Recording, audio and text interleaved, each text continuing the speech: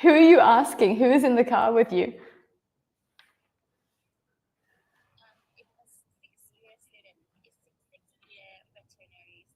Ah, okay. So you guys are fellow students. Nice. Good evening, Danny. Good evening, Duc, right? Good evening, Teacher May. Good evening. Nice to see you. Nice to see you. Or maybe I can say nice to hear you. Nice to see you today. Miss May, how are you today? Yeah, I'm doing okay. I have been doing lots of reading today and writing in my notebook, which has been very nice. Interesting. Do you guys like to read? Yeah, a little bit. Why do I feel like you're making fun of me? No. So interesting. What do you mean by interesting? I'm not feel confident myself to read. Oh. Good evening. Okay. Good evening, Issel Talk. Good evening, Nock. Good morning. Good evening. Oh yeah, good morning to you. Doug says, just checking in to inform that I have a problem with the Zoom. Apologies if I can't join in Zoom, but log out to join in on Facebook instead. No worries, but yesterday it worked okay, so I hope it will also work okay today. How are you doing, Nock? I'm doing great, thank you, teacher. How about you? How was your day? My day was very nice, thank you. Like I said, I finally got my Kindle up and running. So you can see this case is very battered, right? It's very old. Actually, I have had this case for, I think, 13 years. And it cost only maybe £10. It was not an expensive case. So I think it's done quite well. Do you guys use these in Thailand? I like reading when I remember to read. Sometimes I just spend all my time on the computer and it's not great, but when I remember, I like reading.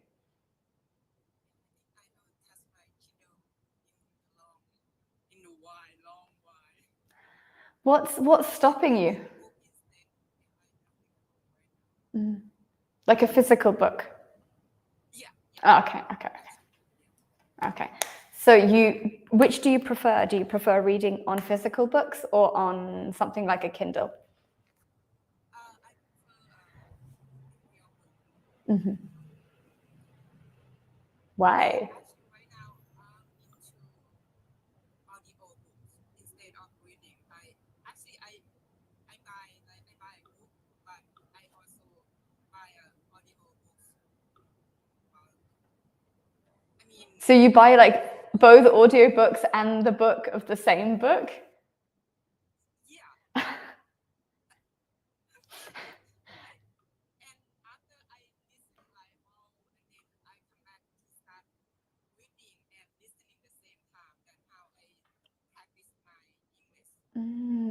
That's a very nice idea. So I lack a lot of vocabulary. Sometimes I understand, but for like spelling, that I have that problem. So would you recommend this to everyone, to use this method to study? Yeah, sure, exactly. Yeah. Oh. Yeah, and another thing like movie, I kind of like easy movie, like cartoon movie, and then the first time you just watch them and like fun and enjoy, but the second time I start like turn STC. Oh yeah, like the captions. And then I kind of go stop and write a sentence that helping a lot too. And whatever like the word that I don't know what it means, I just search up, look up on. Look it up. Look it up. I think it's a very good method. Do you just use YouTube, or what source do you use? Netflix? Yeah, most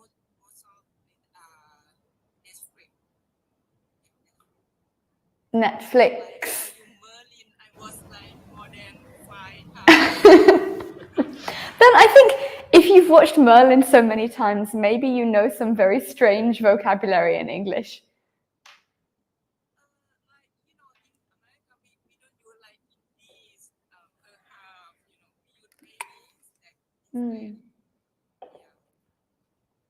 That's a good point. But it's fun to learn because when I was at high school, my English teacher taught us British English, not American English. So we learn British English instead of American English. So when I got here, I used many words that from England, British English word, and they say, what,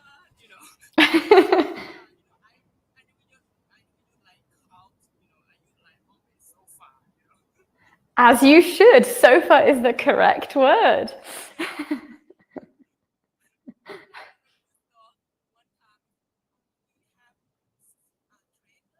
Yeah, trainers. Sorry, do you mean sneakers?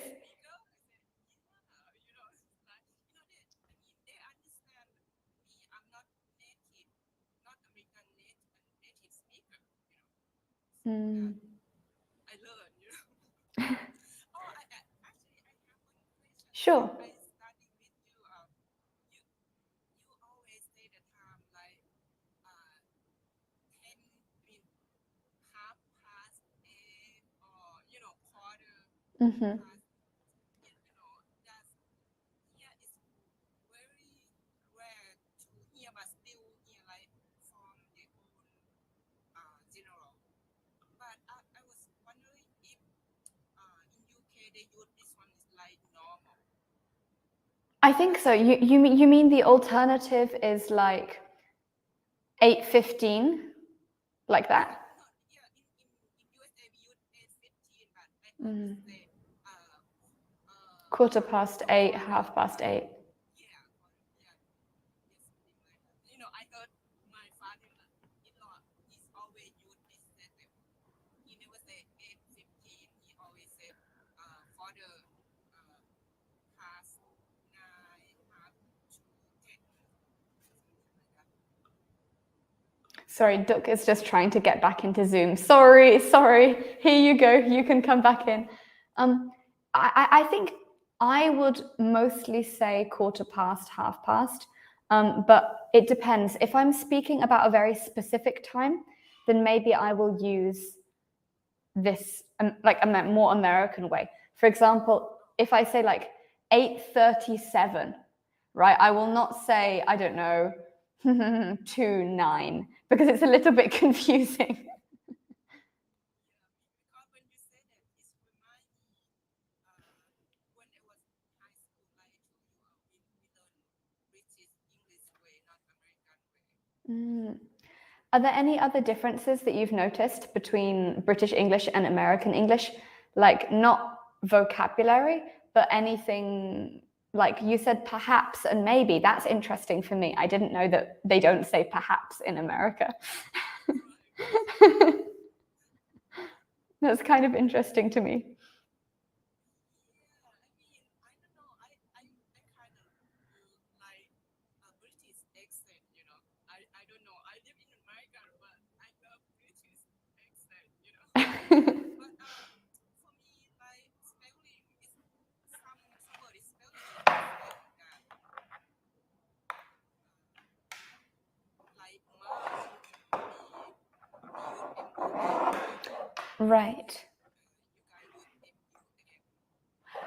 There is one part of the UK that says MOM, but only one part. They say MOM, and that's because they pronounce it mom, mom. They say mom. So my father comes from the Midlands, so it's not the north of England, it's not the south, it's kind of in the middle. And they will say mom, mom, like this. So they will write mom, but everybody else says mum. In Ireland, they say mam, me mammy, my mother, me mammy, me mammy. Okay, let's see who is here. Duck, can you hear us?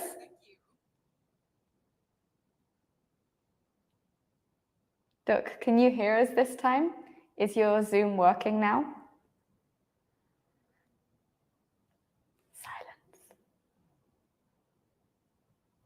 Silence. Okay, whilst we are waiting, can I ask you, Nock, actually, can you unmute yourself again? I'd like to ask you to explain to everyone, what is Merlin? What is this television show that you like to watch? Can you introduce it to everyone?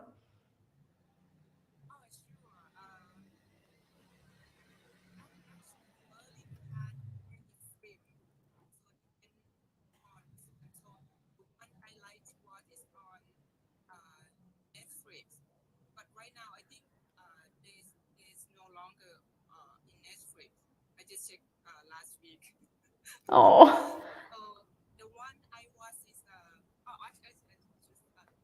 Merlin is about he was sorcery. A sorcerer. Sorcerer, right? Sorcerer. Yeah, he was sorcerer, and he's the one who helping Arthur, the king Arthur, from every single happen. Something always goes wrong, right? And Merlin always fixes it. Merlin was kind of hero to save Arthur's life. And actually, King Arthur, his name King Uther. Uther Pendragon, his father. Yeah, Uther Pendragon. Yep. So he was trying to what they call clean up. Not clean up that, it's like not gonna be freelance from I forgot the word, from magic. Yeah, he wants to get rid of all magic uses. Get rid of, like, kill. They should leave. But Merlin, he was a sorcerer, but he decided Arthur. So the one I watch is what's his name? The guy Gaius. Gaius. Yeah, physical royal family who always look after Merlin. At the same time that Merlin look after King Arthur. Can you say king? How do we pronounce his name? King Arthur and Uther.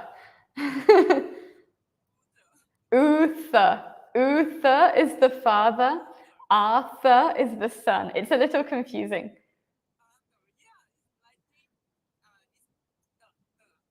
Right. It's kind of fun movie. I don't know if maybe some you can still find some. Is like this one that I watch is like 5 seasons, but I'm not gonna spoil you. It's fun to watch, but this one is at the end is kind of sad for me. But different one is like the theme is not season. It's like happy ending, like King Arthur married to Guinevere. Yeah, that she's like Mm-hmm. preserve it, you know. So can you tell everyone roughly when does this story take place? It's not a modern story, right? Can you tell everyone about this? Actually, I forgot, but I was like check all that, actors, all the year, all the name when I got really into it. But I'm sorry, I forgot all thing. But I was like know all of the, who's the name, King Arthur, who Merlin, who Guy was, But right now I'm forgot. Sorry. That's okay, that's okay. So King Arthur, for everyone, maybe I can talk about this a little bit. So Yes. I will try and find a story. Yeah, we can try and find a story for kids, and then maybe we can read it. What do you guys think? It might be a different change of topic for this lesson. Yeah, I love that. You can learn a lot from movie. You get like vocabulary and even like some moral. I learned a lot this like moral from this film. That's why I love. Is it a film? It, A series, right? It's a series. it's a series. Yeah, so I think this series teaches a lot of moral. It's like you need to believe, you need to what what you should do. Mm-hmm. Actually, that's about the dragon too. I love about part of dragon. Gara, right? The name Gara. Yeah, absolutely. Okay, I found something, so maybe we can have a look. First of all, I'd like to ask, has anybody else heard of this? And I'd like to say thank you to Goy for joining us from her car. Her dedication, her commitment to learning English is very strong, so thank you very much. Yeah, and please drive safely. Please drive safely. Okay. So first of all, to understand, so I might have to talk a little bit, but if you have any questions, just put up your hand. So first I will explain a little bit about the history. Then we can look at a reading activity together. Does that sound okay? Okay. Sound like fun? Okie dokie. Okay. Can you guys see this? Oh, I think you can see my whole screen. Why? Let's try again.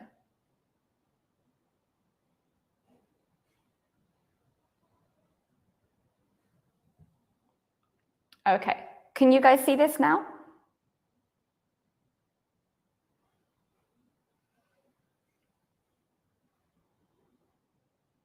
Yeah, Goy is giving me a thumbs up. Thank you very much. Okay, so first of all, in order to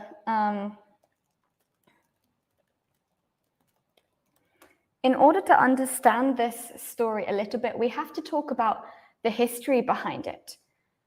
So let's talk about the history of the UK. And when I say history, I mean very, very, very early history. This is not like 200 years ago. This is like 2,000 years ago, okay? So this is taking place a long time ago. So you can see, yeah, in the 5th century, so 500 AD. Can you see this map? So in 500 AD, we didn't have Scotland, England, Wales, Ireland, right? It was just land. And in 500 AD, to be honest, not much was happening here. So maybe if you go to Rome, if you go to Italy, lots of exciting things were happening there. If you go to Greece, if you go to China, if you go to the Middle East. But in the UK in this period, really nothing was happening. Like we were just farmers, we were just digging in the ground. And during this time period, can you see all of this green area? This green area, a bunch of people lived here called let me write on screen, called the Celts. The Celts. So these people, they spoke their own language, and that language was nothing like English. So that language is a totally different language. It's nothing like English. And then in about 500 AD, some people from Germany, from the Netherlands, actually sailed over the sea and they landed here. Okay, so, and they were the people that spoke English. So actually, originally, the people in this island, they didn't speak anything like English. They spoke their own language. And you can see that at first, these people here, there are not many of them, right? And they are just on the east side. They're just on the east side. So let's have a look at some other maps. Yeah, here. So you can see these are all the different groups of people that came to Britain between the 4th and the 7th century. So 400 to 700. So people came from Scandinavia, from Denmark, from Germany, from the Netherlands, and they all came to the east. Yeah, they all came to the east. And what did they do when they came to the UK? What do you think they did to the Celts? What does any group of people do to the people who lived there originally? What do you think? Danny, what do you think? What did they do to the Celts? Oh, Paul Thompson, Tossapon McDonald says Scotland, Scotland, Scotland. Yes, exactly, Paul. We're talking about Scotland. Yeah. What do you think they did? Wirini says attacked. It means they fight with the local people, right? Of course they did. Everywhere around the world, they fight with the local people, right? If there is a group of invaders, they will always come and kill the local people. I think that's a story that happens again and again and again. So, makes a new king. Actually, not quite. So they did make a new king in the end. But at the time, these group of people, we can have a look at Anglo-Saxons. Actually, they were not Christians, so they believed in like a different religion. And they were, how to say this? They loved war, they loved to fight. They did not have any reading and writing. So they didn't have really a king. So it was just individual tribes, we can say. What is a tribe? A tribe is a small group of people. They don't have a king. Maybe they just have a leader. So they were individual tribes. They came to the UK. So actually, when they came to the UK, they also fought each other. They didn't just fight the local people. They also fought each other. And they don't have the religion, right? They do have religion, but it's not Christianity. So they had their own religion. Like they believe in Valhalla, right? Yeah, they believe in Valhalla. They believe in... You guys know the movie Thor, right? With the big hammer, Thor. It's kind of a little bit similar to this.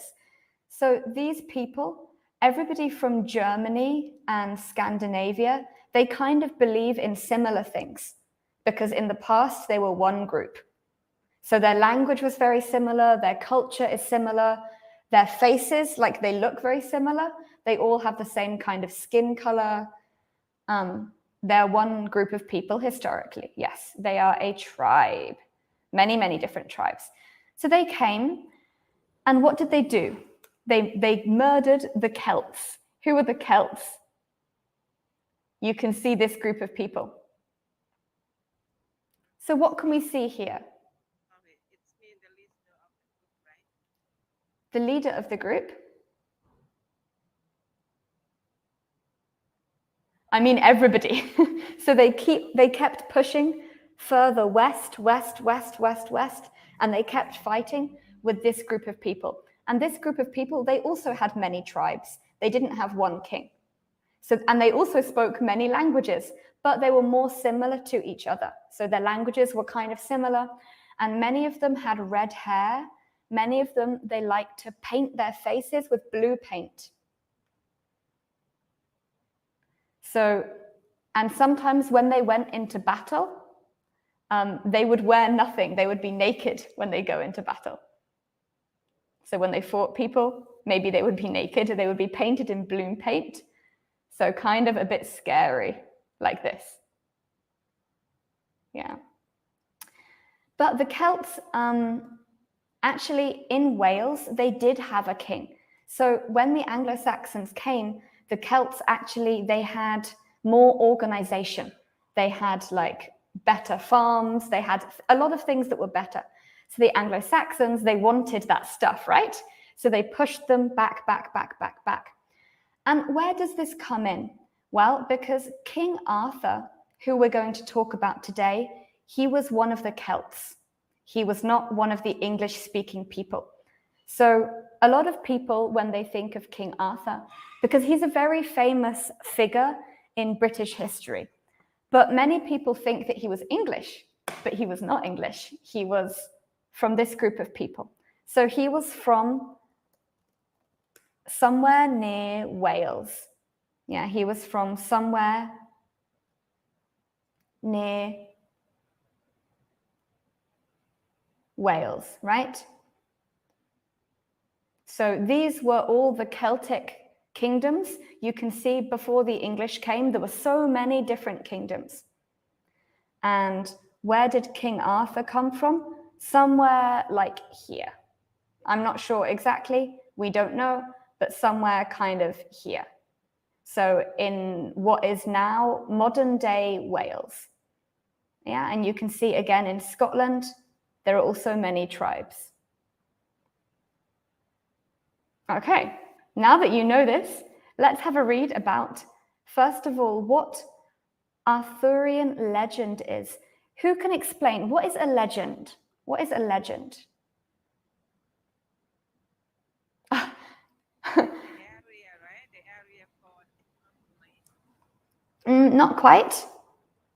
Can anyone else have a go? long story that's generation to another generation. Yes, exactly. So a legend is a story which is told from generation to generation. And is it true?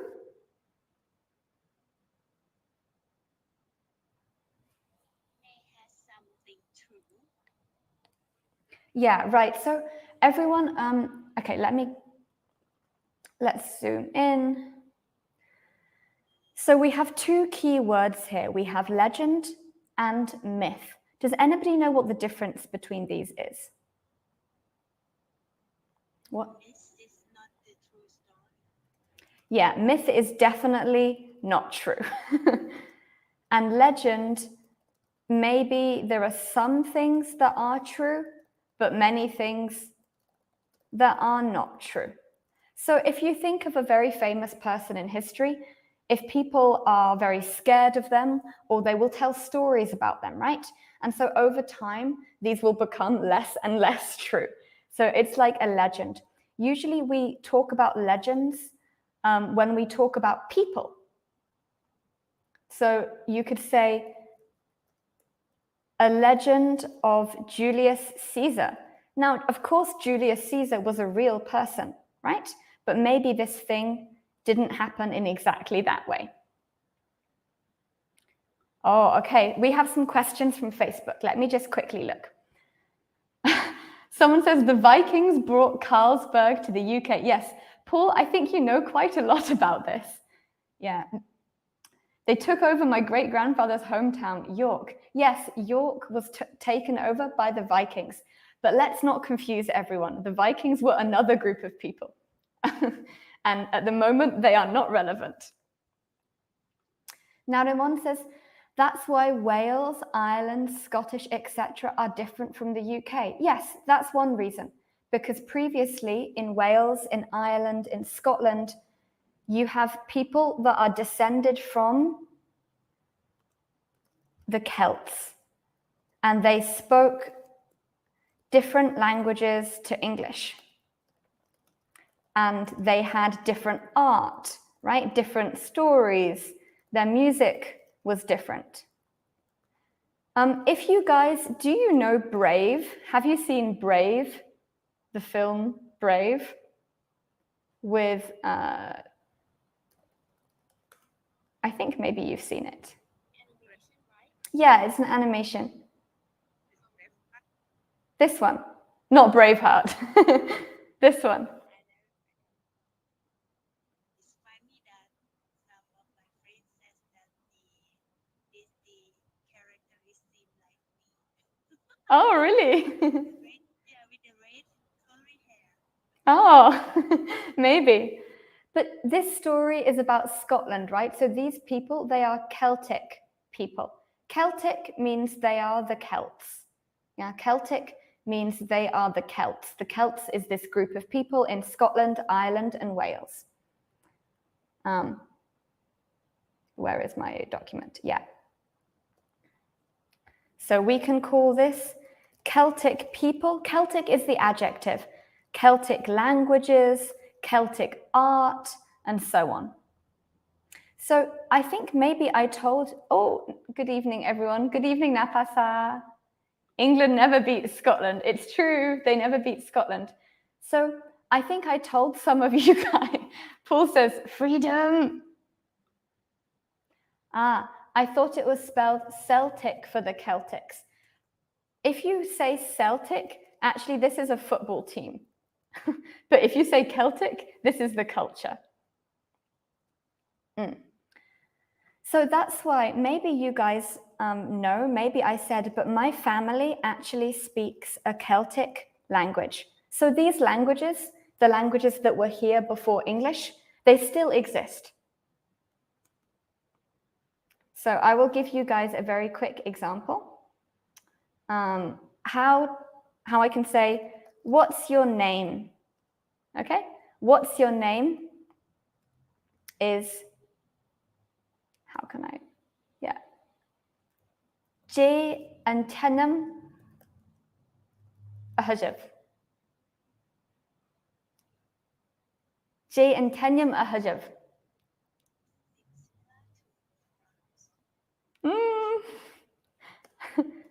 In French, it's comment t'appelles-tu? So maybe it's not that similar.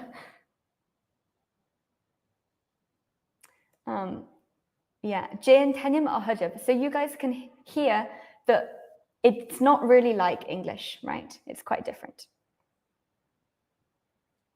Okay. All right, now we have this background. Let's talk about Arthurian legend. I would like someone to read the first 3 sentences. Who would like to read these?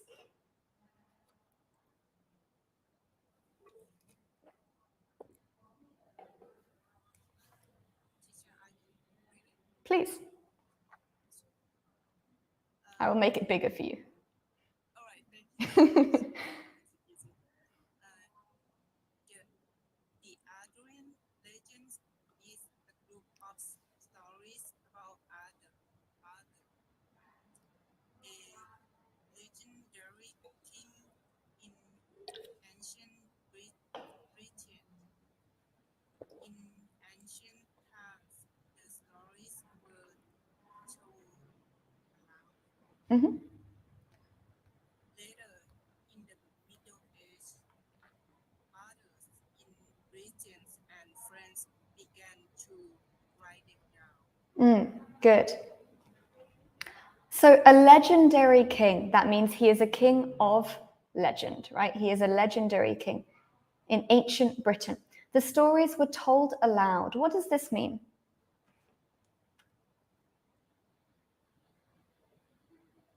Many people talk about it. Not just many people talked about this, but in this time there was no writing. So maybe there was a similar period in Thai history, very long ago, when there was no writing. So everybody would tell these stories to their children, then their children to their children, and like this. So to tell aloud means to talk, right? Not to write it down. Okay, and then later on, people wrote them down in Britain and France. Okay. Who will read the next bit?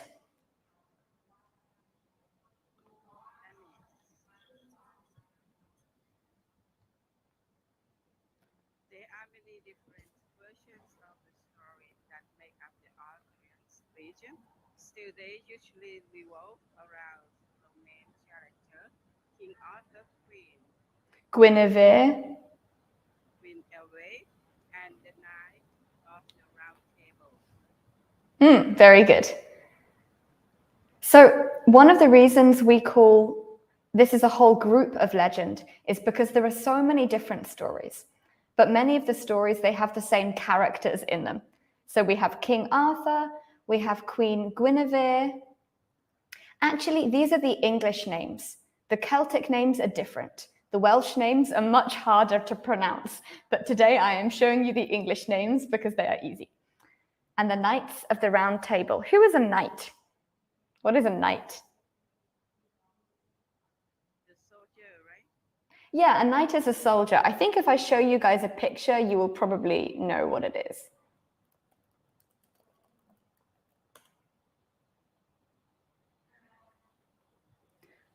A knight. Oh, here we go. This is BBC Merlin. So knights are like soldiers that fight for the king, right? They are like soldiers that fight for the king, and they're very famous because they wear armor. So, yeah, knights, they wear armor. They wear armor. So they're educated soldiers that fight for the king. So not everyone can be a knight. Actually, to be a knight is a great honor because you will be very well respected if you are a knight. It's not just some random guy. Yeah, they wear armor to protect them. Okay, very nice. Who will read the last? Yes, I can. Other common elements of the stories are Arthur's fabled sword Excalibur, the magical island of Avalon, and the search for the Holy Grail. Very nice. Have you guys heard of any of these things? Excalibur, Avalon, the Holy Grail. I have heard about Holy Grail, but it's not in this story. It's the story from the novel by Dan Brown. Ah, yes. And maybe if you guys have seen Monty Python, they also look for the Holy Grail. These things, actually, they are so famous in the UK that every child knows about these stories. Every child knows what Excalibur is, Avalon, and the Holy Grail. What does fabled mean? What does fabled mean?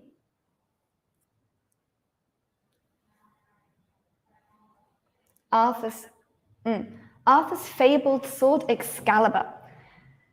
Fabled also means legendary. Legendary. So famous.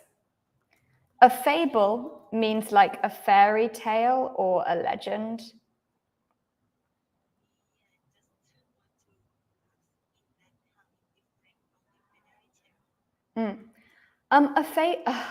You know, this is fable stories where Annie says, yeah, so how can I explain? The problem is that I don't know what kind of stories you have in Thailand. So we have, like in the UK, we have so many legends, myths, fairy stories, and fables. Particularly fairy stories are very common. Fairy stories are usually about creatures from the other world, right? So not just animals that really exist, but maybe some fairies or some goblins or some brownies or other like small creatures. Not ghosts, but they're not real, right? These creatures are not real. And fairy stories, they are often very scary and very beautiful. A fable, on the other hand, maybe it could happen, but it's usually about some animals or something that could be real, right? So it's not real, but it could be real. It could be real. Whereas a fairy story couldn't be real. Does that make sense? So what about the story about Cupid? Cupid? Oh, my friend, now you are talking about Greek mythology. From Greece. So maybe you guys... Yeah, it's not fairy tale. No, it's not a fairy tale. This is myths. This is myths, because this is about gods, right? These creatures could not be real. So both fairy stories and fables, they are kind of small stories. They're about normal people in the normal world, apart from maybe something crazy happens to them. For example, Snow White is a fairy tale, right? Snow White is a fairy tale. Or Cinderella is a fairy tale. But something like Cupid, he's a god. So this is different. So maybe you guys know that in the West, so in Europe, we have different mythology. So we have Greek mythology and Latin mythology. Then we have like Celtic mythology, and that's what we're talking about today. And that's from the UK, but not English. Then we have Scandinavian or Norse mythology, and this is from Norway, Iceland, Denmark, etc. And these are the main 3 types of mythology or legend that we have in English.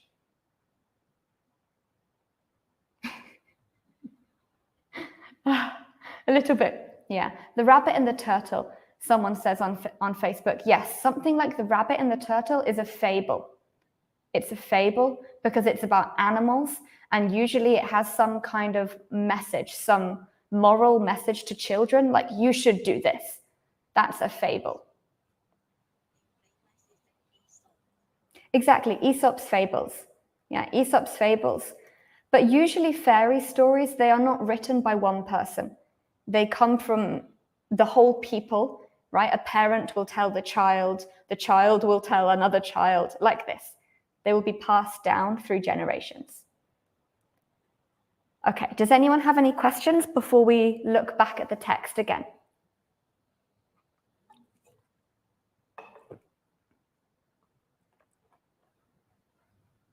No? Okay, let's keep looking.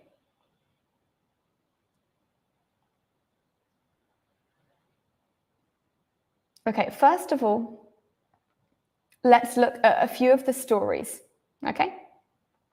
So I would like someone to read this whole section here. Who's willing to read? Danny, please. According to the region, Arthur was the son of the king Utrecht. King Uther Pendragon. Uther Pendragon, after Arthur was born, he was given to Merlin. Merlin was a magician and wise man who advised the kings of Britain. Once Arthur was dead, Uther. it was said that the next king would be able to pull the sword Excalibur. out of the stone. Many knights failed to remove the sword, which was magically stuck in the stone. Arthur was only a boy, but he easily drove out the sword. He therefore is right to be the throne. Very good. Thank you very much. Okay, before I ask you some questions, are there any words that you guys don't know in this paragraph?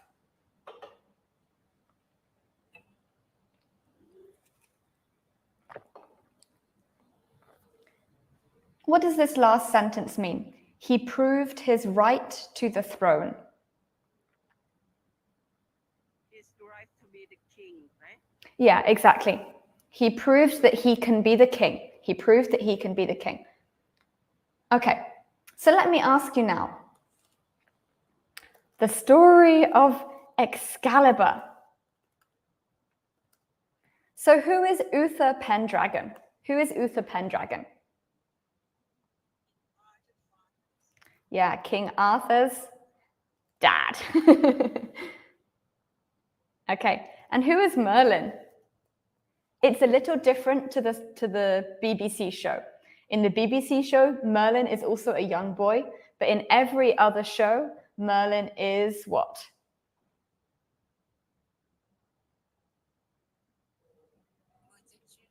Yeah, he's a magician, and he is an old, wise man. Yeah, he's an old, wise man. So if we look up some pictures of Merlin, okay, everything is from this TV show, but this is more like when we, as children, when we think of Merlin, this is who we think of. We don't think of like this young, pretty boy, right? We think of this old guy, like Gandalf, like Dumbledore. I love Lord of the Rings. Yeah, wizard. Yeah, exactly. He's a wizard. So Merlin is a wizard. Wizard and magician, it's basically the same thing. Okay. And what happened with Excalibur? Who can tell the story?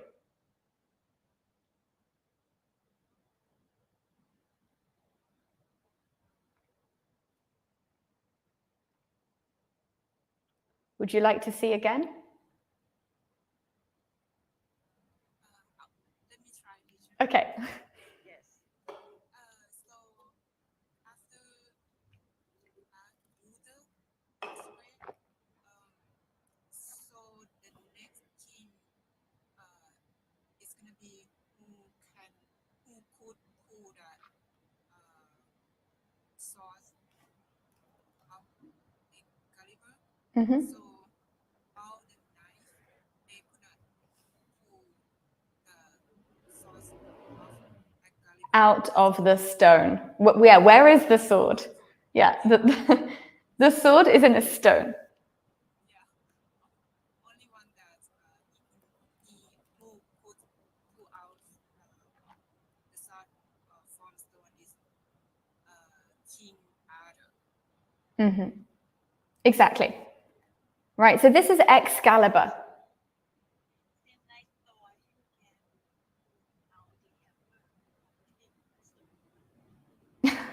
Pull out the what?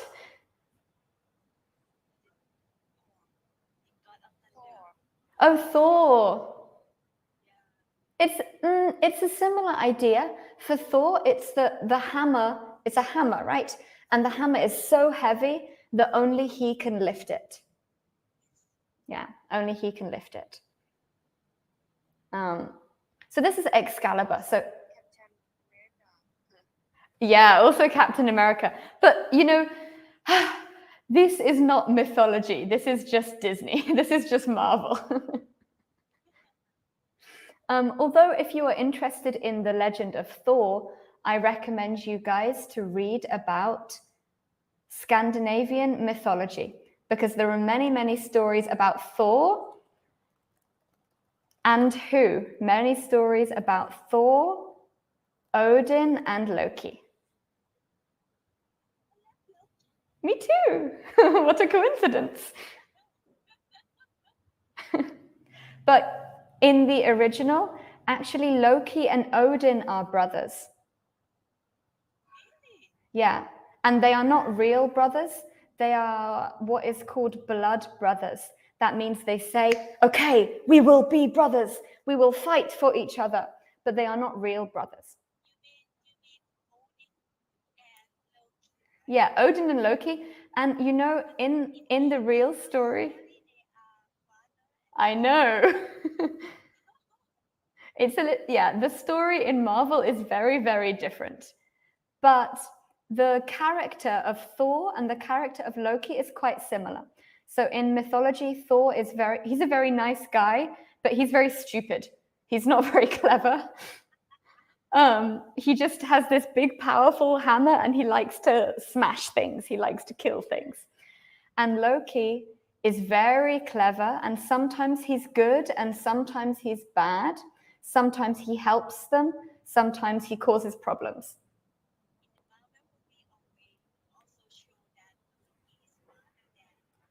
Yes, it does. But in the Marvel movies, Loki is definitely the villain, right? Most of the time. Whereas in the mythology, actually, often these three, they will go on adventures together and Loki will help them. So it's quite different. So if you guys are interested, I recommend reading it. Yeah, I recommend reading about this. It's very fun. Okay, let's go back. So he was raised by Merlin. King Arthur was raised by Merlin. Merlin brought him up. King Uther in all of these stories is kind of, he's not a very nice dad. Maybe he's a good king, but he's not a good dad. He's not a good father. How is it in the TV series, Nuck? What is his character like in the TV series? Uther, yeah.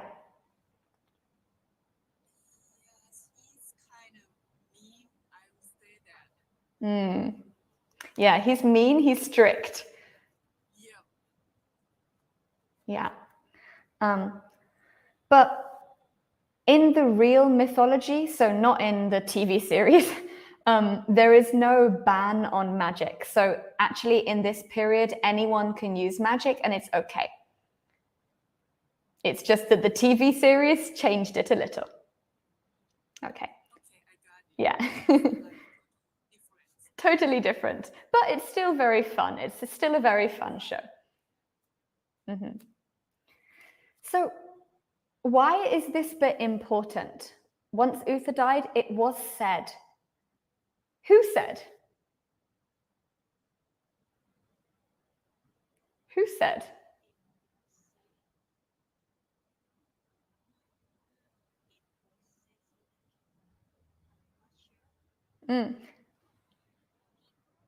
Exactly. It was said. We often use this expression with like a legend or a story. It means that some people said. Yeah, some people said. It was said. It was said that King Arthur was a great king. Yeah, it was said that King Uther was a strict father. So this is important because in this time in Britain, actually, it wasn't the case that your son would automatically become king. Your son had to prove himself. Your son had to prove that he could be a good king, and only then would he become king. And if you had a brother, like if the king had a brother, then maybe he had a better right to the throne. Yeah, because the brother is stronger. He's already an adult.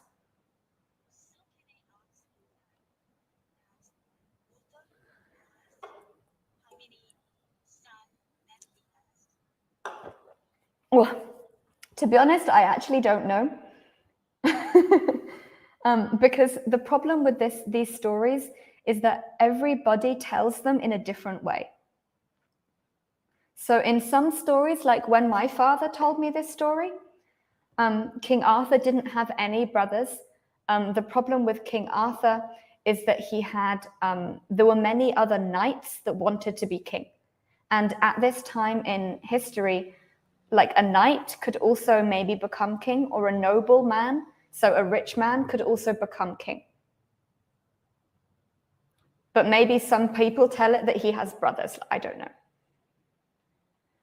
Okay, who wants to read the next one?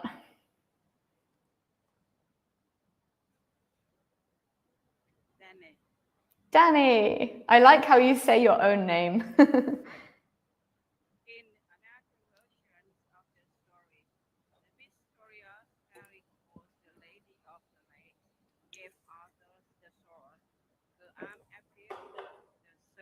of a lake with the sword in hand. And Arthur took it. The arm disappeared after Arthur was Wounded. wounded in battle. Mhm. Before the ones of his knife to throw Excalibur back into the lake. As the sword fell towards the water, a hand reached out of the lake and caught it. The hand waved the sword 3 times and then sank back into the lake. Thank you. Thank you very much. Yeah. This one is wounded. What does wounded mean? Get injury. Yeah, get injured. Exactly. Get injured. Okay. So what happens? Who is the lady of the lake? Who is the lady of the lake and what does she do?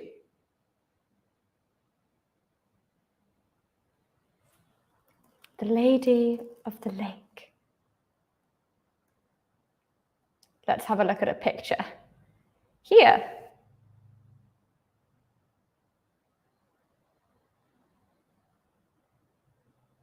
Who is the lady of the lake?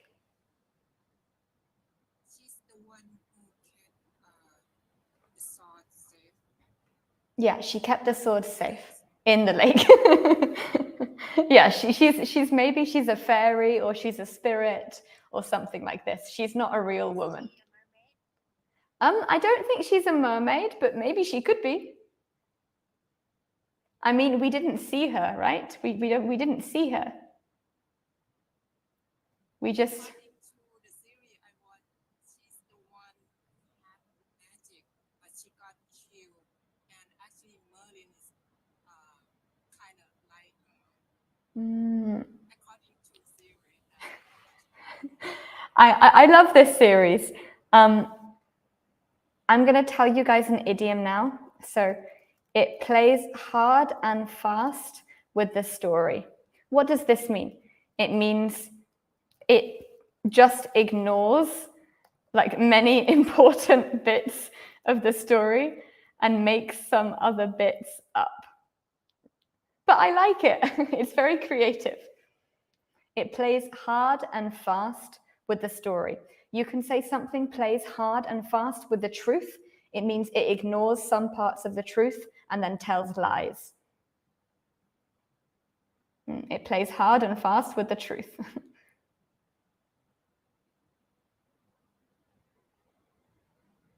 Yeah, here we go. Here is the Lady of the Lake. I think this is another film. So after he was wounded in battle, he ordered one of his knights to throw Excalibur back into the lake. As the sword fell towards the water, a hand reached out and caught it. The hand waved the sword 3 times and then sank back into the lake. So you might ask me, hey, Melissa, but what is the end of this story?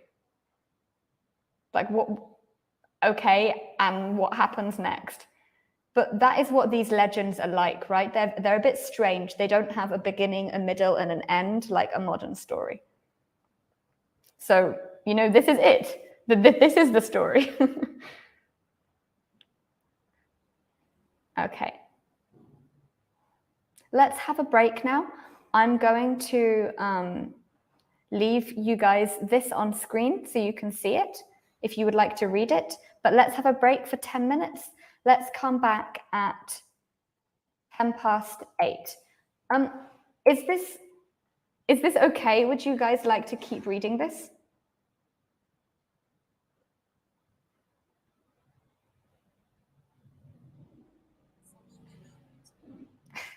Okay. What about everyone else? I can go with the flow. Very nice. What about everybody else? I love to read. Okay. In that case, great. In that case, we will keep going and I will leave this on screen here. Okay, see you guys in 10 minutes.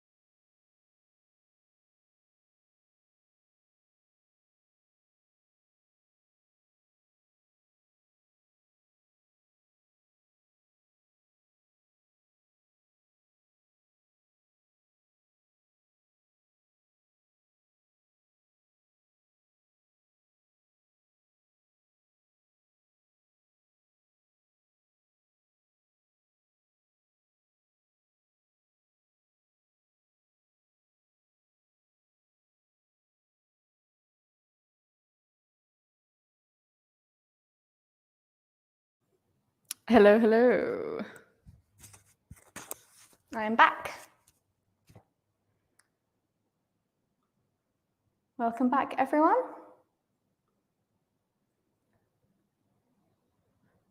All right, let me just look at Facebook quickly. Yeah, Duke says, I know about the Holy Grail from the Da Vinci Code. There is also a Monty Python film, right? There is a Monty Python film, Monty Python and the Holy Grail. Monty Python and the Holy Grail. If you think this guy looks very funny, this is a comedy movie, okay? So he is supposed to look funny. It's a very interesting movie. If you know a little bit about British history and British legends, I highly recommend watching this movie, but I will warn you that it may be very difficult to understand.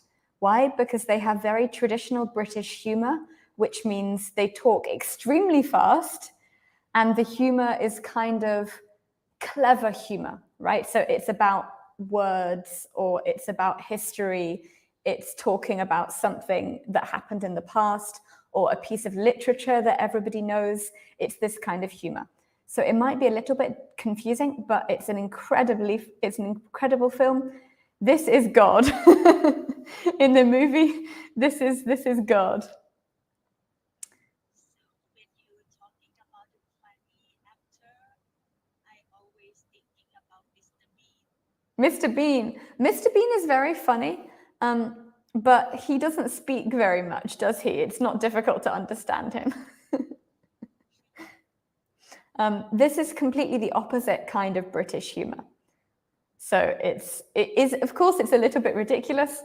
It's very ridiculous, but it's also very witty.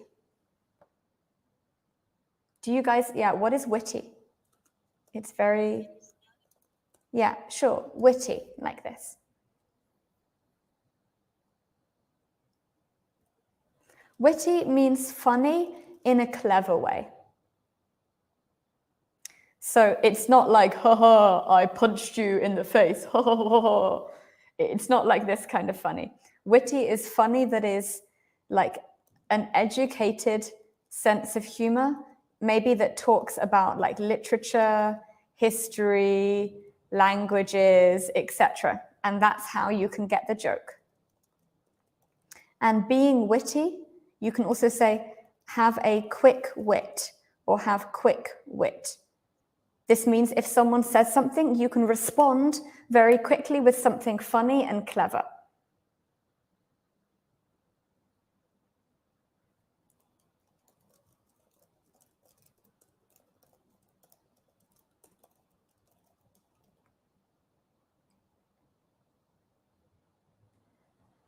So many British comedians have a quick wit. Many British comedians have a quick wit. Or you can say, they are quick-witted. They are quick-witted. They're clever and funny. Thank you. The question for Yeah, Sherlock, actually, he has a quick wit, right? He is quick-witted. He's funny, but he's very clever also. Okay, let's look back. All right. So how does King Arthur die? How does he eventually die? You guys can read this in your mind and then please tell me, how does he die?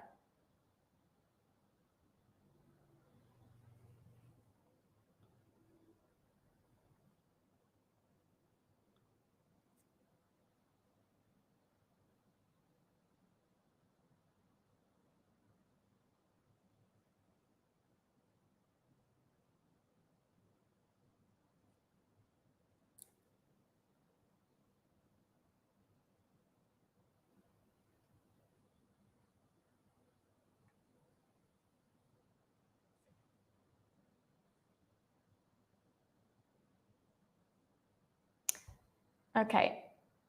Who can explain his death to me? How does he die?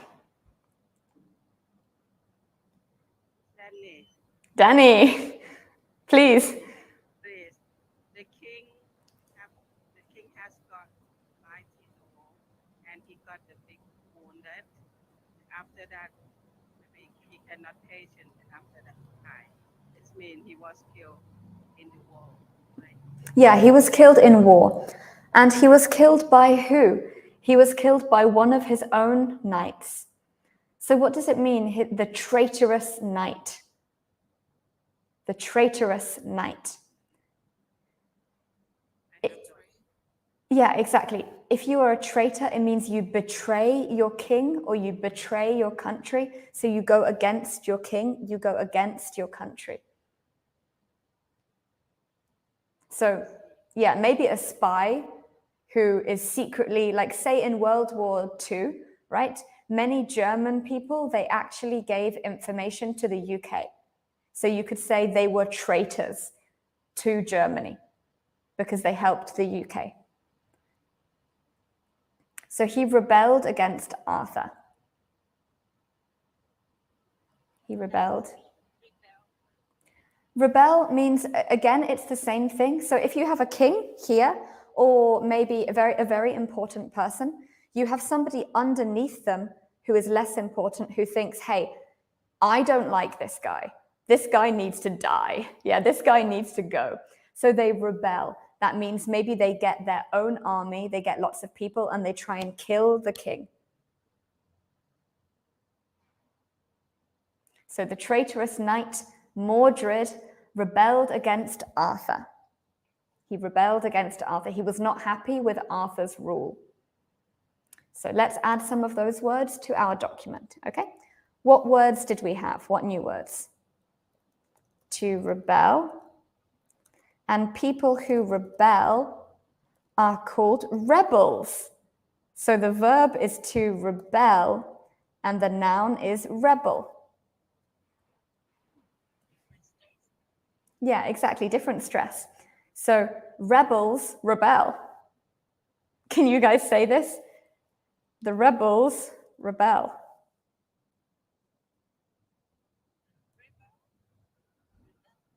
Yeah, good. The rebels rebel. Rebel. Can you try and read this sentence? People who rebel are called rebels. Not quite. Try again. The people who rebels are called rebels. Still not right. Third time lucky. Let's try a third time. So sorry. People who Look rebel at where I have put the line. Yeah. are called rebels. Does anyone else want to try? Knock, try. Rebels are called rebels. Everyone, you are putting an S on this word. There is no S on this word. Try again. People who rebel are called rebel. Nearly. Okay, very good. Let me read it and you guys can copy. People who rebel are called rebels. People who rebel are called rebels. The rebels rebel. Okay. Duck, do you want to try?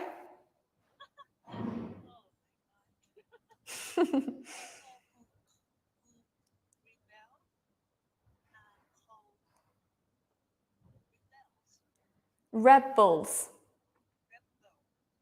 Yeah, you remember when I talked about some stressed and unstressed syllables. Some unstressed syllables, the vowel will change. So pay attention to what I'm actually saying. Not what you think I'm saying, but what I'm really saying, okay? So try and copy.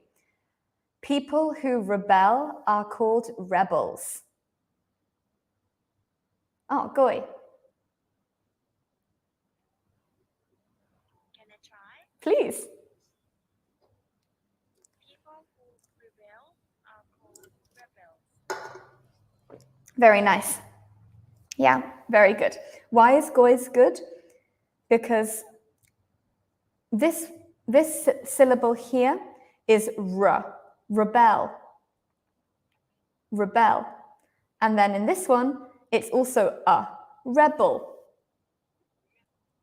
Very nice. Okay, let's go back to the text. So we have rebels, and the rebels rebel in a rebellion. A rebellion describes what is happening. Yeah, the rebels rebel in a rebellion. So we can say, for example, there was a rebellion against King Arthur led by Mordred. There was a rebellion against King Arthur led by Mordred. Or we can say, Mordred rebelled against King Arthur. Mordred rebelled against King Arthur. Yeah, in some stories, Mordred is his cousin, I think. So who is the Mordred? Pardon? Who is Mordred? Who is Mordred? In some stories, he is the cousin, but in other stories, he is just a knight of King Arthur. Yeah, he is a knight of King Arthur, and he's not happy with King Arthur. He is a traitorous knight. So let's add this one as well. Traitor is the person. No, you traitor, right? A traitor it's kind of a negative word for someone who betrays their country, their cause, maybe their people, their king. Right? So you could say, if you find any traitors, kill them. Yeah, if you find any traitors, kill them. And traitorous is the adjective. So that traitorous man.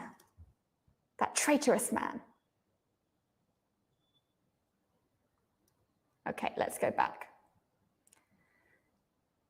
Can I ask you? Yeah, sorry. Conquest. Conquest means that he is defeating other people.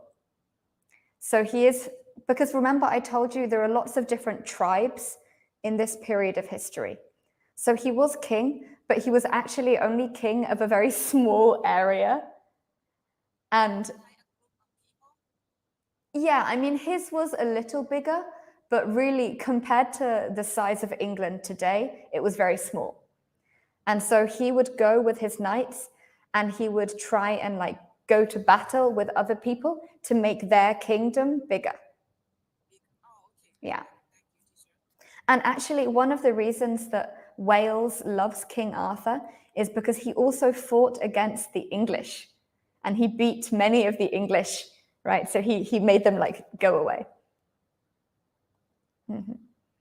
Can I ask you guys, what does this mean? In a great battle, does it mean that the battle was really good? Big ball, right? It's a big ball. Right? Yeah, so here great just means big. It means very large. So if you read this, great, when used in a kind of historical context or a literary, a formal context, it doesn't mean good. It just means very important or very large. So I could say, for example, the kingdom of France was a great kingdom. That doesn't mean I like the kingdom. It means that it was important and large.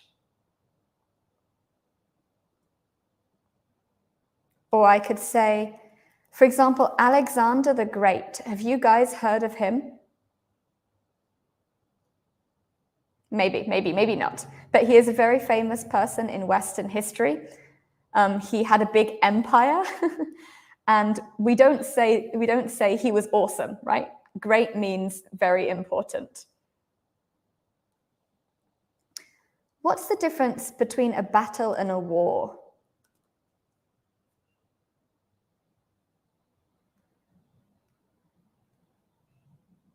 What's the difference between a battle and a war?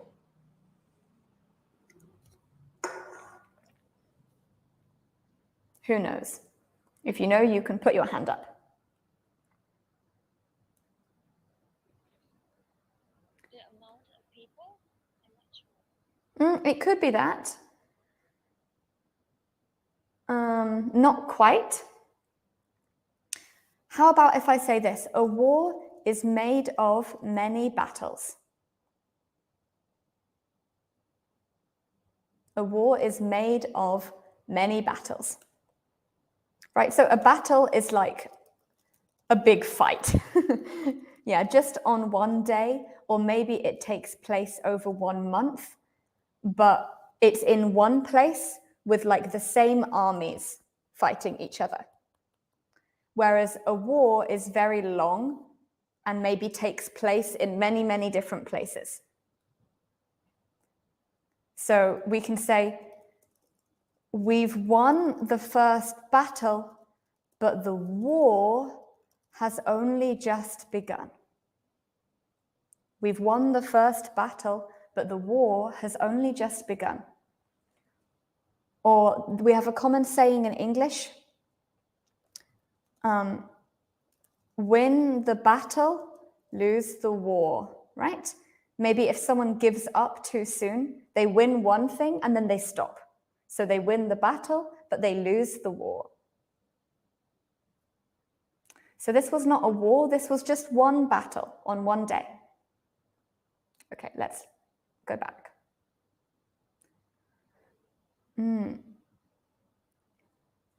Who is Morgan Le Fay or Morgana? Morgana in the TV series, her name is Morgana.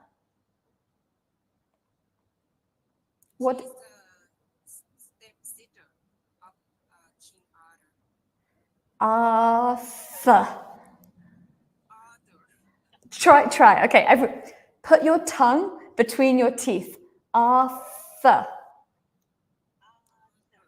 Yeah.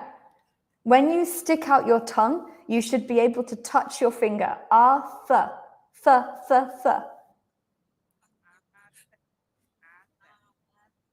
Yes, very good, everyone. Arthur. Much better. Not otter. Who is an otter? Arthur. And again, because I'm British, I don't say Arthur. I just say Arthur. Yeah, I'm sorry to interrupt you. Please continue, Nock. Yes. What's her name again? I'm sorry. Morgana. Yeah, Morgana. Morgana, she is the Arthur's stepsister. Her stepsister. According to the series, she's had a magician too. She had a magic too. She's an enchantress. Ooh. She's an enchantress. At the end of the series, she was with orders. Yeah, Morgana Le Fay in the stories, and Le Fay, by the way, this surname, it means the bad or like someone that you can't trust. So there is a word in English, fey, F-E-Y. It's a very old word. We don't use it now. You will only read it like in poems or literature. And it means someone who changes their opinion a lot, someone who is very clever, and someone who is very dangerous.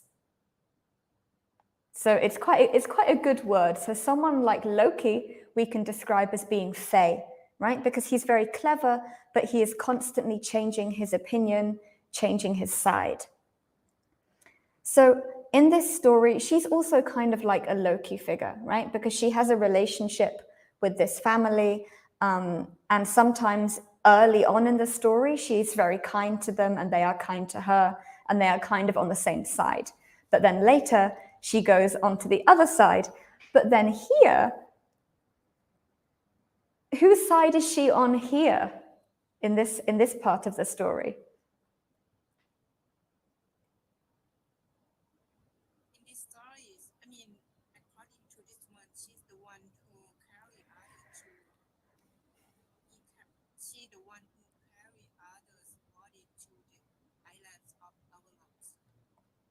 Exactly. So here she's kind of helping him, right? And this is kind of what she is like in all of these stories. She is a very she is a tragic figure. She is a tragic character. That means she makes bad decisions and ends up regretting them. Yeah, she makes very bad, and we don't like her, but we also feel sorry for her. So she's a very complicated character. And here you can see that maybe she was on Mordred's side, so it's maybe because of her that Arthur died. But in the end, she feels very guilty about this, and so actually she does something to help Arthur. So she's quite a complicated character. This island of Avalon, you have to sail to this island across a sea of mist. Oh, it's a real island. I had no idea. I did not know there was a real island called Avalon. Yeah, so you can see here, for example, it's an island and there is mist on the sea. And so most people, when they get in a boat, they can't find this island. Only special people can find this island. Like maybe if God allows it or if fate allows it. Otherwise, they will just get lost and maybe they will die. So it's kind of a magical place. And where I grew up, actually, there is this island where I grew up. Can you see? And many people think that this is the island of Avalon, like that this is the real place. Because, yeah, it's wonderful because it's not a sea, but the whole land is flat. And then suddenly there is this hill and this castle on the hill. And so some people think, because this is very close to where King Arthur's stories take place. It's very close to Wales. So some people think that maybe they were talking about this place. Thank you. Thank you for sharing, teacher. It's so beautiful. I'm glad you guys are interested. I mean, look at this. Look at this. This looks magical, right? Okay. So what will happen to Arthur in the future?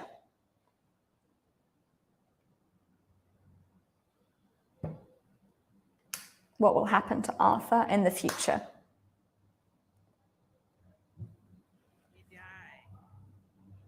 He died in the past, right? He died in the past. What will happen to him in the future, according to this text? He returned to rule again, to be king again. Oh, he already returned. He will return, right? He will return. He will return. Yeah, tense is important. Yes, he will return to rule again. So we believe that he is buried in a place like, let me show you.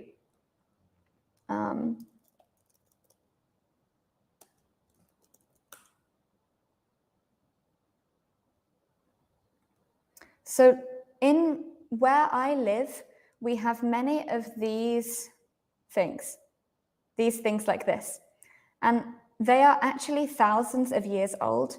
And in them, dead people, like there are dead people buried under here. And where I come from, actually, we have thousands of them. Every single field almost has one of these. But they are thousands of years old. And some of them you can go inside, and it kind of looks like this inside. And so we believe that Arthur was buried in a place like this. And then maybe someday when we need him, he will come out of the grave and he will become king again.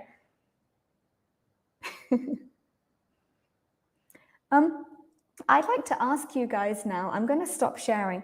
I'd like to ask you guys now, what legends do you have in Thailand? Do you have legends like this that every child will know?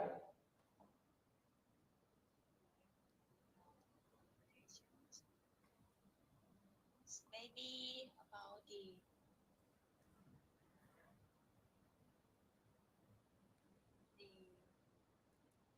Suriyo Thai or Naresuan's king. About another king? Yep. In Thailand is many kings and also it's had many story about each king. And one of the famous that has the movie. Oh. What happens to him? Can you tell me one of the legends?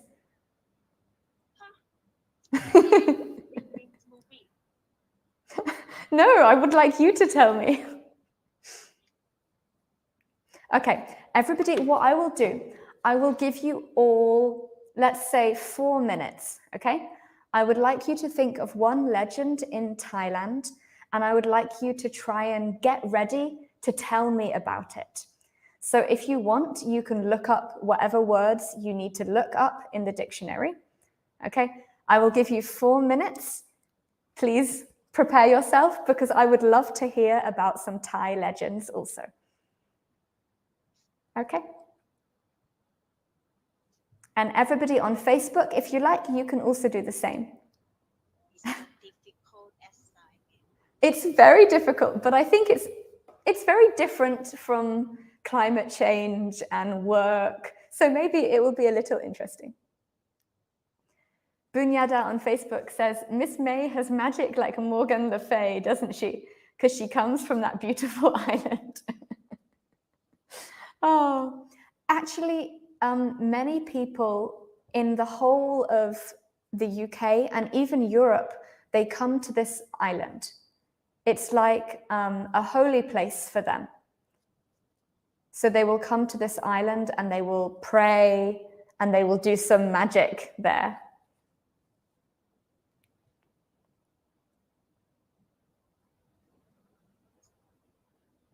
Okay, for everybody on Facebook, I'm going to read one of the stories, but for everybody on Zoom who is writing, you can ignore me, okay? You can just ignore me.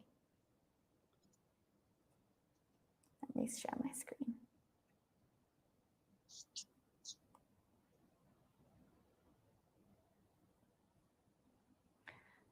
Okay, so I'm going to tell you guys about the Round Table. When we think of King Arthur, we think of the knights, King Arthur, and he lives in a place called Camelot. And he has knights, right? Some soldiers who help him. And they fight demons, they fight monsters. They're very strong. Okay, so let me read this to you guys. The Round Table. King Arthur married Guinevere and held court at a place called Camelot. Many knights swore loyalty to him.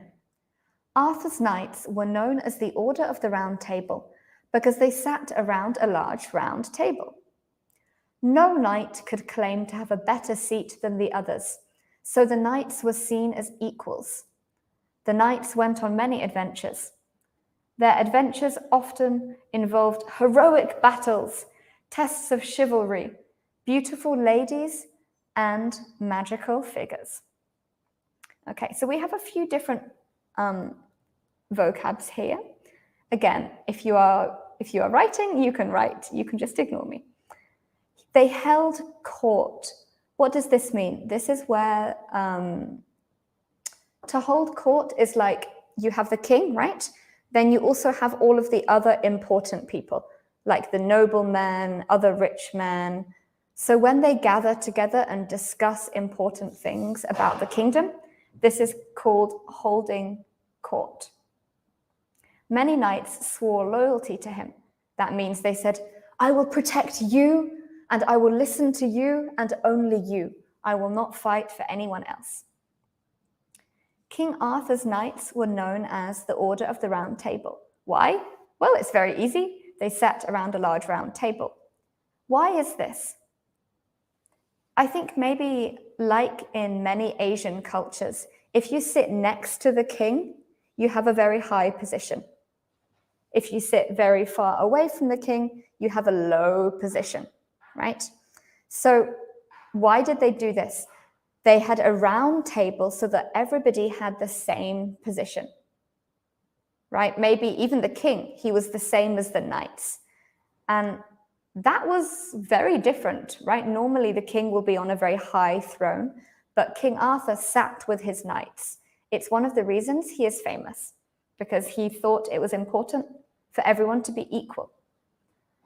They often went on many adventures, and these adventures involved heroic battles, tests of chivalry. Chivalry is kind of like the moral code or the philosophy that these knights had. So it means you should respect the old, treat people kindly, and treat beautiful women kindly also.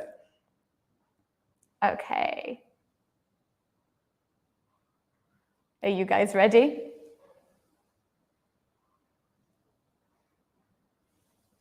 Actually, I found one on internet. It's quite famous.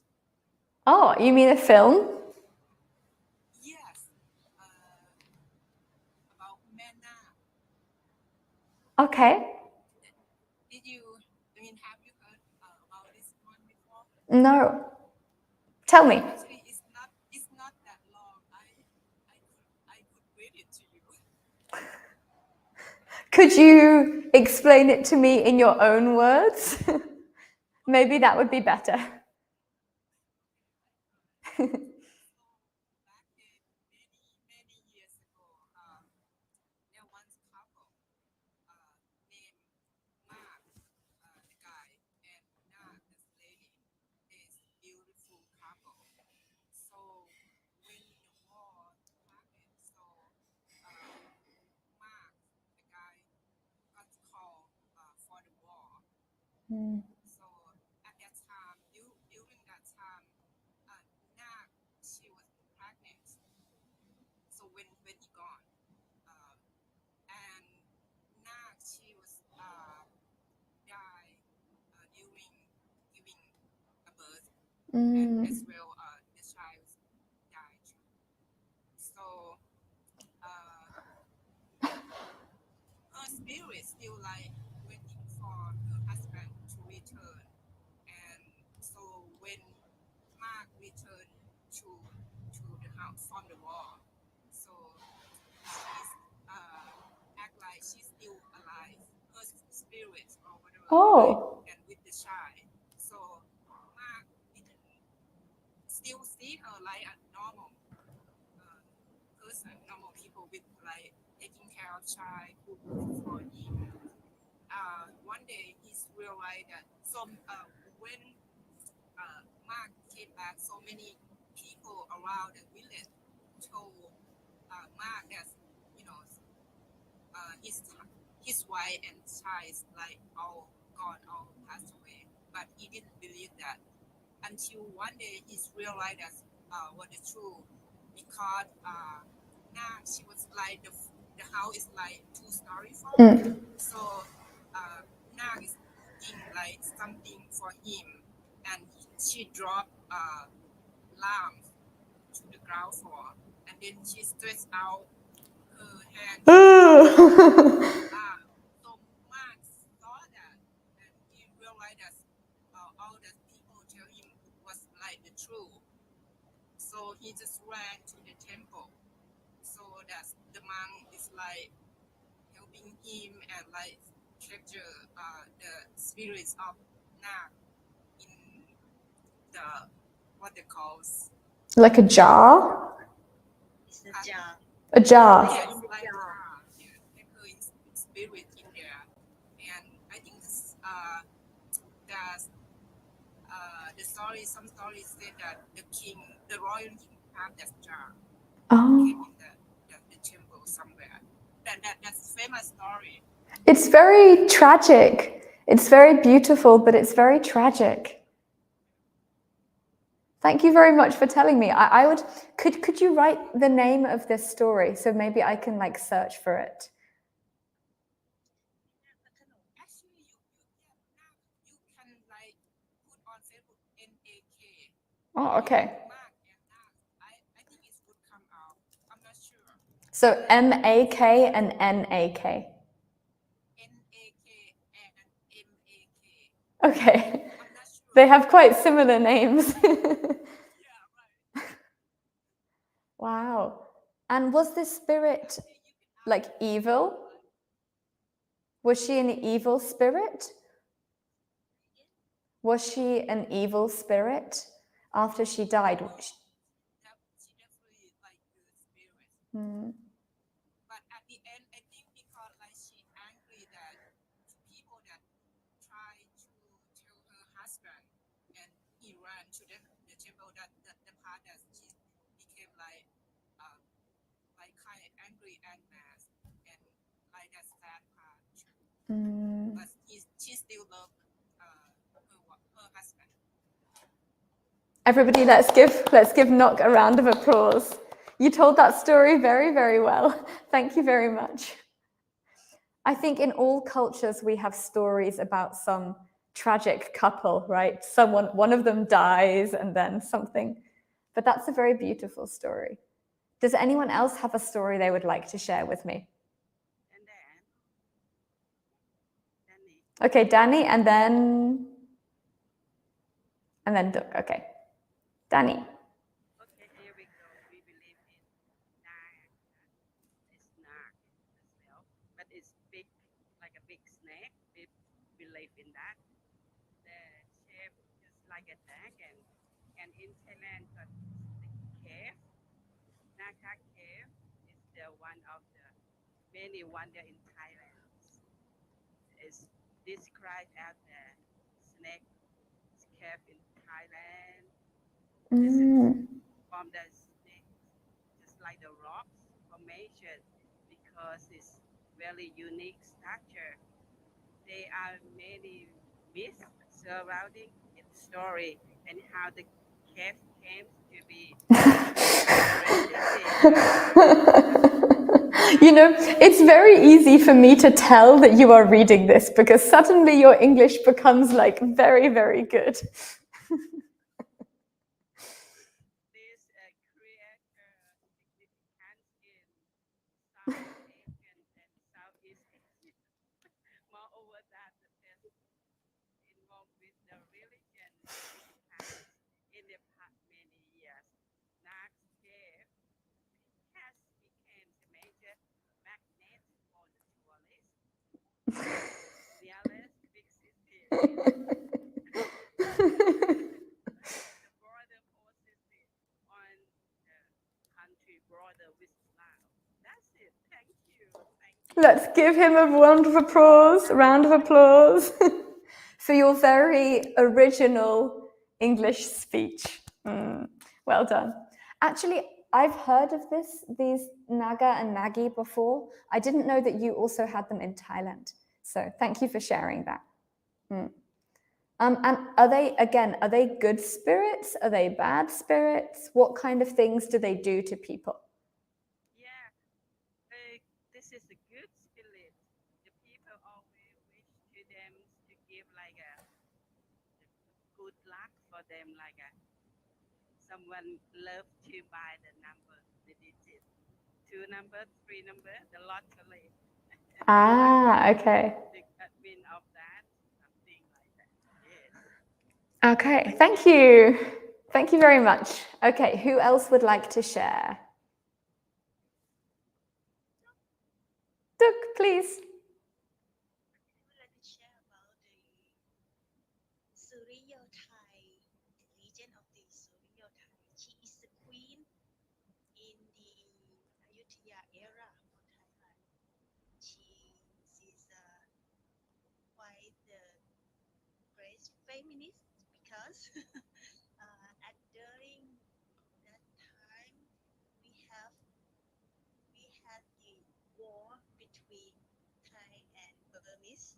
And at that moment, we have the elephant. Every soldier and the king on the elephant. And at that moment, the Burmese soldier, maybe the head of the soldier, have trying to kill our king. And then Queen Suryothai has sacrificed herself to that army, and she died on the elephant. That is to protect her husband. Oh, It's a story. elephant. Yes, elephant. Elephant. Oh, okay. They have elephants in war. Many elephants, because all of the army are riding on elephants, and they be together, fighting together at the battlefield. And the queen rushed out by riding her elephant to protect her husband by get the sword on her body. Yeah, something like that. Okay. Wow. I didn't know that you could use elephants in a battle. That's new knowledge for me. Real battle, I can say that. That is the history of the Thailand and Burmese. We have fight together many times. Okay, thank you very much for sharing. Again, a very tragic story. A very tragic story. So interesting. Always tragic. I think many of them are tragic. I mean, King Arthur with the sword, this is not tragic, right? He just pulled it from the stone. There is nothing tragic about that. Okay, thank you very much. What about Goy? Do you have anything you'd like to share with everyone? Maybe not, maybe. I think that God is very busy today. Just my idea. I think maybe she is. I think she was in the cinema and then in the car or something. That's why I am here today. Because you would like to join to make my life easier. Thank you very much. Okay. All right. Let's have a look then at some of the words that we talked about. So I'll share my screen again and we can do a recap of the lesson.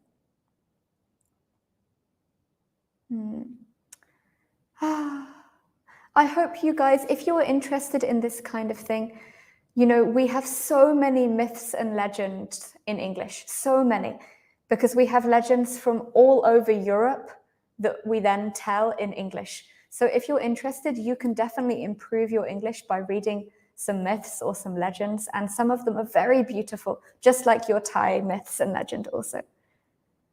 Okay, let me share my screen again.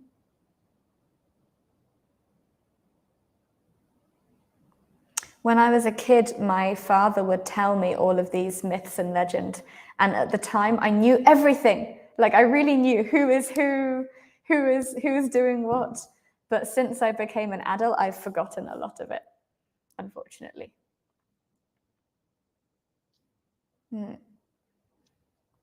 Okay. So lovely that. Pardon? He is so lovely that. Yeah, he was lovely. He told me so many stories, and actually we would memorize poetry together. So he would like give me a poem and he said, Melissa, you should remember this poem. And then I would remember it and he would also remember it. And we would like go in front of our mother and like do a performance of a poem or of some famous text in front of my mother. And she would always be very, very happy.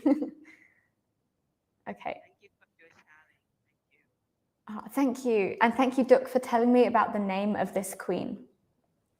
Okay, so remind me, everyone, who are the Celts? Who are the Celts?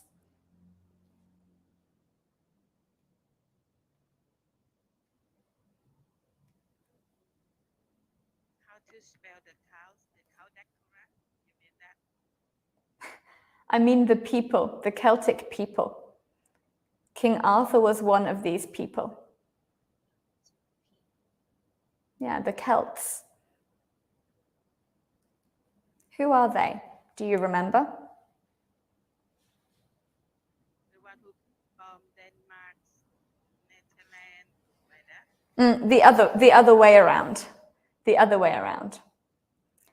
So you can say maybe the Celts were the original people in Britain. Yeah, the Celts were the original people in Britain, and they still exist. If you see anyone with red hair or very curly red hair, they are one of these people. Yeah. So my mother, for example, she has this like very big, like this, very curly red hair because she is from Scotland. Okay, and who are the Anglo-Saxons? Who are the Anglo-Saxons? Someone says Ed Sheeran. Yeah, Ed Sheeran. Group of the people before coming to be the England. Yeah, exactly. So they came from Germany, the Netherlands, Denmark. Yeah, let's say Germany and the Netherlands. And they spoke Old English. They spoke Old English. And what else? They loved to fight, and they didn't have any writing. So they couldn't write anything down. And during this period of history, there were many people who had writing, right? Many people who were writing lots of things down, but not these people. These people, they were just fighting. They were not doing anything else. Okay. We talked about knights. What does fabled mean again? Fabled means The story that based on something true. fabled.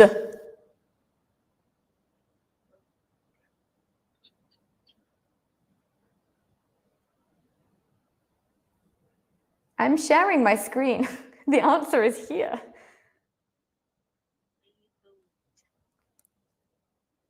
Yeah. Fabled means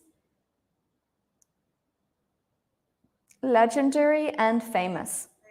And who can tell me the difference between a legend, a myth, a fable, and a fairy story?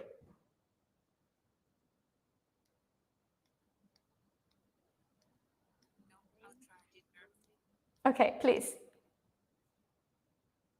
Maybe someone says something. Let's go ahead. Fable is about the animal. The legend is maybe something true in the story and something may not true. So I can say it may based on the true story. Yeah, often they are based on a true story. Myth is about the god, goddess.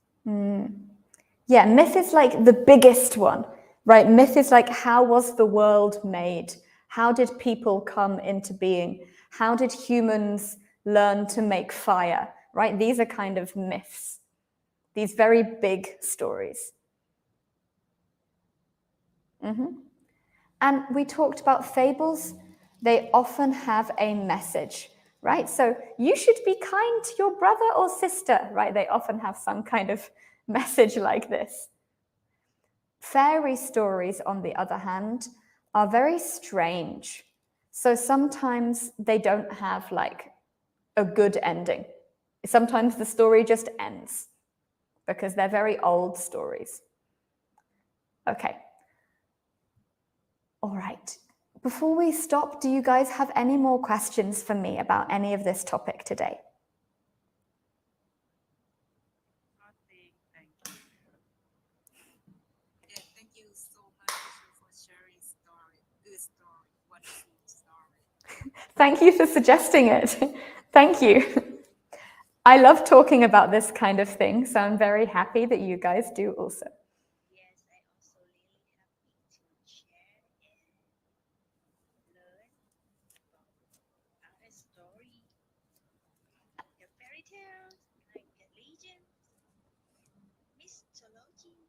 Mythology. Yeah, and again, I really recommend, there are so many stories online in English. And if you search, for example, what did I search here? I searched, this is Britannica Kids. So this is an encyclopedia for children. It's like Wikipedia, but for children. And it's a very good resource because you can tell that this is not an easy text, right? It's not easy, but it's nowhere near as difficult as the real Wikipedia for adults. You will spend 12 hours reading one Wikipedia page. This is much easier. So I recommend checking it out. kids.britannica.com. kids.britannica.com. Let me put this in the chat on StreamYard so it will be on Facebook. kids.britannica.com.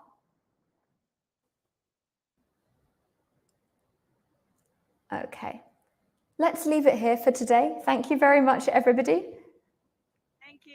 And thank you for telling me about Thai stories too. Bye-bye.